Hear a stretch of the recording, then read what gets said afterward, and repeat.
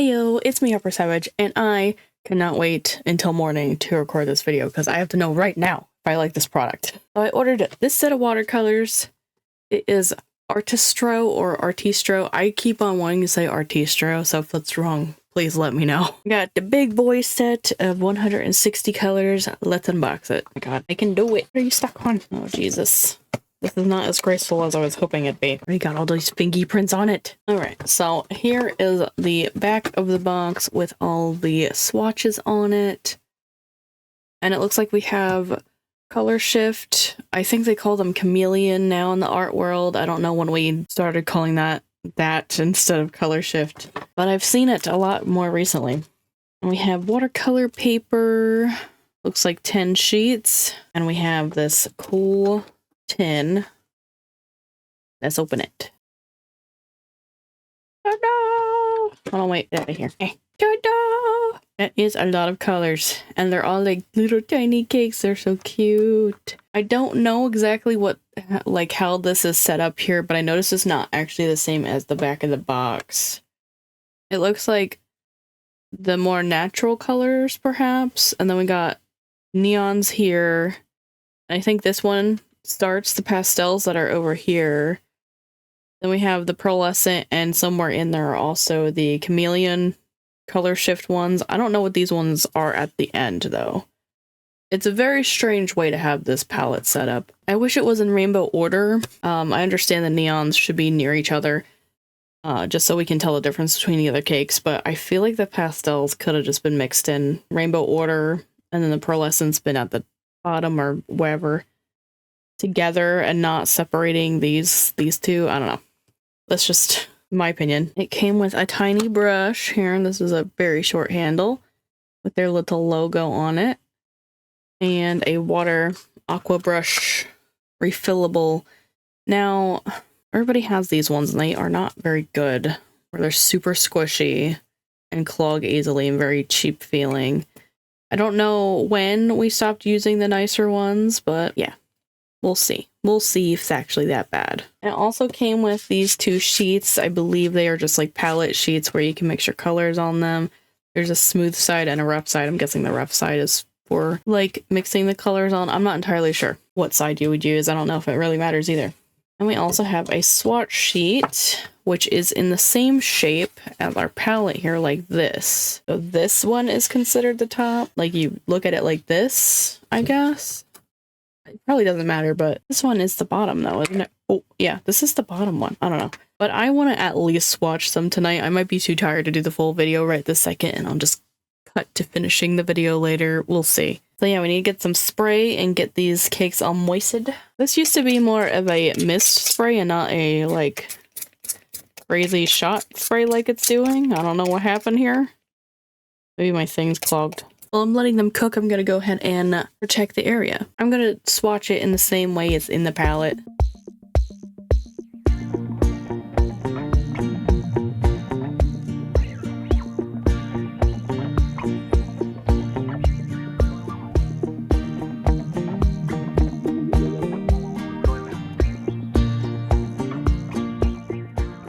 I went to bed after I was done swatching because it took me an hour, so now it's the morning. And here are the swatches. I'm gonna make sure you actually like get a feel for the pearlescent metallic ones.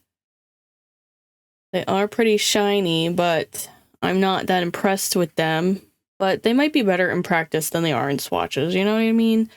Like, these ones are just the pearlescent part. They're like not really a color, but they're different colors of glitter in them. I think for the most part it is a pretty good color range. I feel like it might be lacking in like skin tone colors, but I can see colors that could be used as skin tones, like these two here, that one, if that one's more diluted, maybe that one, and maybe if we dilute one of these to be not so bright, they could be like a darker skin complexion. So now I'm gonna actually use these in practice, and I've decided I'm gonna use a pre-printed design because I have 1,000 of these things. They're like all the Michaels, like, watercolor kits. I have so many of them, and these are not even all of them.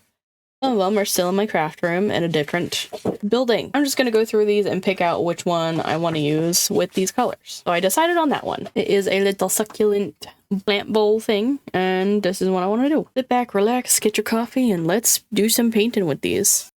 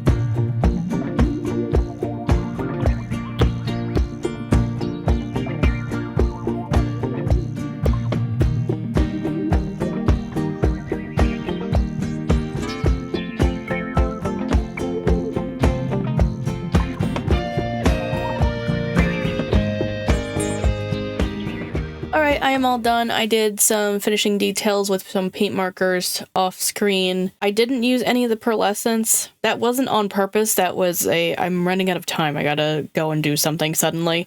So, well, here is the final result.